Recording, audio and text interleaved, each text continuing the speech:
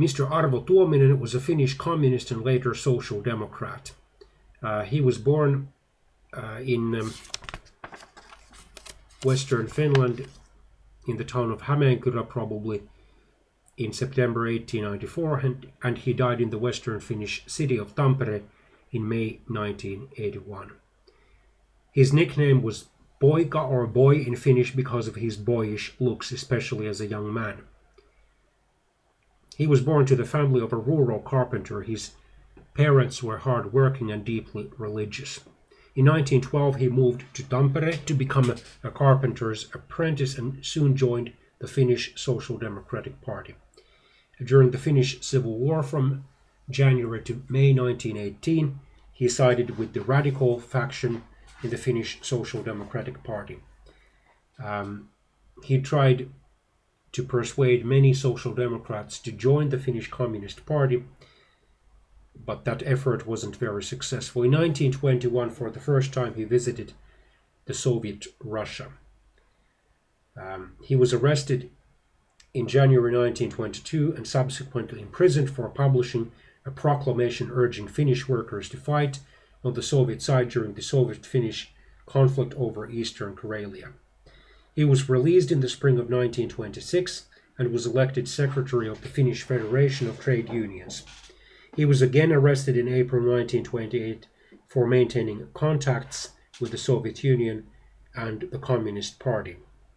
In late 1932, he was paroled and received a letter from a Finnish-born communist, Mr. Otto Ville Kuusinen, who had fled to the Soviet Russia in 1918, urging him to move to the Soviet Union.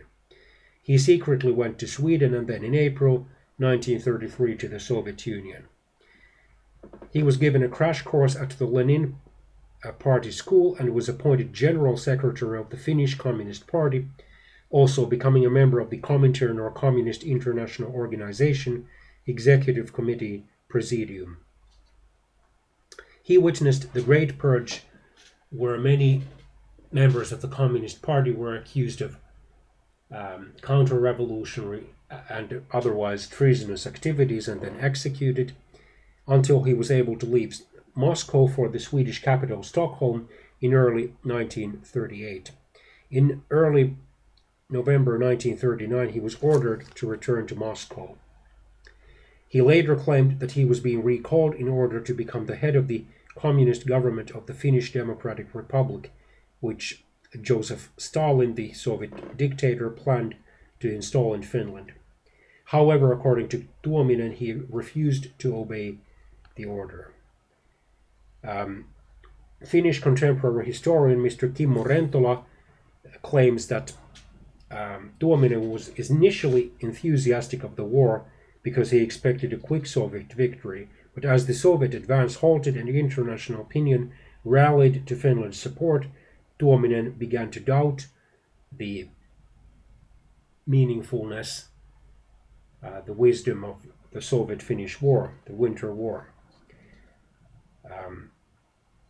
After the end of the Winter War, Tuominen broke his ties with the Soviet Union and started writing anti-communist pamphlets, which were spread widely in Finland. He had gone underground in Sweden, and it took some time for the Soviet government to find out what had happened.